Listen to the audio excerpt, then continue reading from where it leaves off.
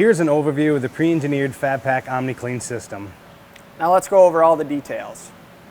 In here we do have our headstock positioner, our Fanic robot, and our tool change drawer. Now we'll talk about the tools that are on the end of the robot.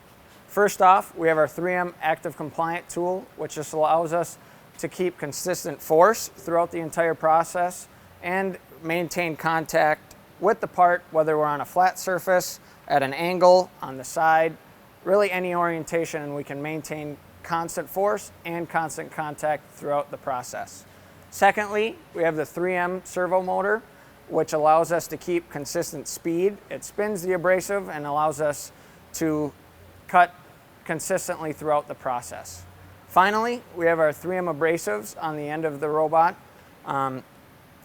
This is what is used to remove the welds. So we're using our Cubitron 2 products to remove the weld. We have our Scotch-Brite product line, which can also blend out and finish the welds removal. And all three together help this OmniClean cell run.